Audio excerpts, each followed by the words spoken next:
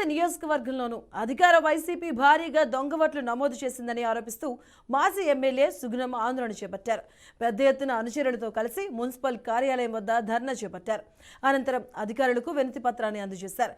ఇక తిరుపతిలో దొంగ ఓట్ల నమోదు కలకలంపై మరింత సమాచారం మా రీజనల్ కోఆర్డినేటర్ గోపినాథ్ అందిస్తారు.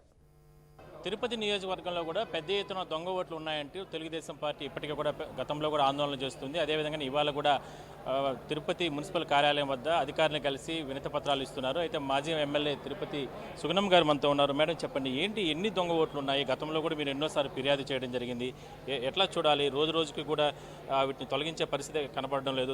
ఎలక్షన్లు దగ్గర పడుతున్నాయి. ఎట్లా చూడాలి?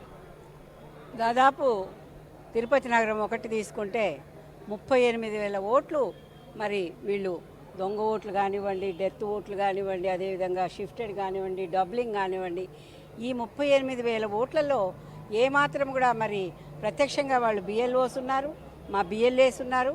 అయినా కూడా జల్లెడ బట్టి వేరిచ్చినా కూడా ఈ అధికారులు దాన్ని తీసే ప్రక్రియ అయితే ఇంతవరకు మొదలుపెట్టలేదు. ప్రయోగాత్మకంగా అయినా తిరుపతి నగరంలో ఎక్కడైతే ధర్మాన్ని కాపాడబడుతుందో ఇక్కడ ఎలక్షన్ కమిషన్ కూడా ధర్మాన్ని కాపాడే దిశగా కలిగినటువంటి వెంకటేశ్వర స్వామి చెంత తిరుపతి నగరంలో జరగబోయేటువంటి 2024 ఎలక్షన్ అయినా కనీసం ఆధార్ కార్డుతో ఓటర్ కార్డు అనుసంధానం చేసి ఈ ఎలక్షన్ ప్రక్రియను జరిపించాలని మేము కోరుతున్నాం. విజయ్ కుమార్ గారు చెప్పండి, ఏంటి ఆధార్ కార్డు లింక్ చేయాలని మేడం గారు కూడా చెప్తున్నారు. అది సాధ్యమంటే చాలా ప్రాంతాల్లో ఇప్పటివరకు ఎక్కడ కూడా చేయలేదు. మరి ఎట్లా చూడాలి? దొంగ ఓట్లు తొలగించాలంటే మార్గం ఏంటి? ఇప్పుడు మేడం గారు చెప్పినట్టు రాష్ట్రమంతా చేయకపోయినా కానీ తిరుపతిని ప్రయోగాత్మకంగా ఒక ఇదిగా తీసుకొని తిరుపతిలో మాత్రం ఆధార్ లింక్ చేసి చూస్తే ఆ కలియుగ ప్రత్యక్ష దైవం ఇక్కడ ఎన్నికలు సజావుగా జరిగే అవకాశం ఉంటుందని మేడం గారు తెలియజేస్తున్నారు. ఇక్కడ వైసీపీ నాయకులు ప్రతి ఒక్కరూ కూడా వాళ్ళు సజావుగా ఎన్నికలు జరిగితే గెలవలేమన్న పరిస్థితుల్లో ఈ దొంగ ఓట్లను సృష్టించుకొని అధికారులను తమ చేతుల్లో పెట్టుకొని తిరుపతి ఎమ్మెల్యే కరుణాకర్ రెడ్డి గారు ఒక ఫ్యాక్టరీ తెచ్చారు. ఆ ఫ్యాక్టరీ పేరు నగరపాలక సంస్థ. ఇక్కడ దొంగ ఓట్లు తయారైపోతాయి. మీకు ఎన్ని కావాలన్నా 20,000 కావాలా, 30,000 కావాలన్నా ఆయన కొడుకు ఆయన తండ్రి ఇద్దరు హరిత అనే ఆమెను పెట్టుకొని ఎండీగా పెట్టుకొని దొంగ ఓట్లు తయారు చేసే కర్మాగారం ఇక్కడ పుడుతుంది అనమాట. సార్ మీరు చెప్పండి, అంటే గతంలో కూడా మున్సిపల్ ఎన్నికల సమయంలో కావచ్చు పెద్ద ఎత్తున అక్రమాలు జరిగాయి. ఎట్లా చూడాలి? ఇప్పుడు దొంగ ఓట్లు భారీగా నమోదు చేసుకున్నారని మీరు ఆరోపణలు చేస్తున్నారు. ఆధారాలతో కూడా గతంలో ఎలక్షన్ కమిషన్ చూపించింది. ఇప్పుడు ఏదైతే ప్రతి వారం కూడా ఈ ఎన్నికల ప్రక్రియ నమోదు ప్రక్రియ స్టార్ట్ అయినప్పటి నుంచి కలెక్టర్ గారికి ఇవ్వడం జరిగింది.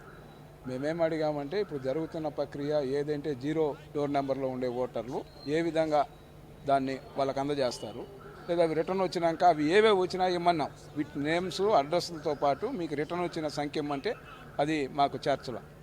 మళ్ళీ డూప్లికేట్ ఓట్స్ నిన్న కూడా కమిషనర్ గారిని అడిగాం, నేను సుగుణమ్మ గారి ఇద్దరు. ఇప్పుడు డూప్లికేట్ ఓటు ఉన్నాడు, సాఫ్ట్వేర్ ఉంది, 1 గంట పని మొత్తం లిస్టు చేస్తే మొత్తం డూప్లికేట్ ఓట్స్ అన్నీ బయట వస్తాయి. కానీ అది చేసే పరిస్థితి లేదు. ఏదో ఎన్నికల కమిషన్ ద్వారా కొన్ని మటుకైనా మేము తవ్వలేదంటే అది అయిన తరువాత చేర్చారు ఇక్కడ భారీ ఎత్తున.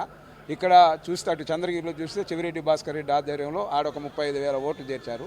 ఇక్కడ కరుణాకర్ రెడ్డి అభినయ్ రెడ్డి ఆధ్వర్యంలో ఇక్కడ సుమారు 40,000 పైచిలుకు ఓట్లు.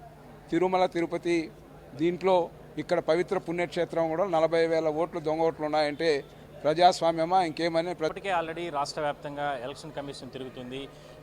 నిన్న కూడా చంద్రగిరి నియోజకవర్గానికి సంబంధించి పెద్ద ఎత్తున నిరసన చేస్తున్న సమయంలో, అది శాంతియుతంగా దీక్ష చేస్తున్న సమయంలో అక్కడ కూడా ఉద్రిక్తలు సృష్టించేందుకు వైసీపీ ప్రయత్నం చేసిందంటూ కూడా నిన్న మనం చూసాం. ఇప్పటి వరకు కూడా చంద్రగిరి నియోజకవర్గం ఇన్ఛార్జి పులివర్తినని ప్రస్తుతానికి సిమ్స్ ఆసుపత్రిలోనే చికిత్స పొందుతున్నారు. మొత్తం మీద ఈ దొంగ ఓట్ల ఇష్యూకి సంబంధించి పెద్ద ఎత్తున ఆందోళన జరుగుతున్న సమయంలో ఎలక్షన్ కమిషన్ కూడా తీవ్ర స్థాయిలో స్పందించాల్సిన అవసరం అయితే ఎంతైనా ఉంది.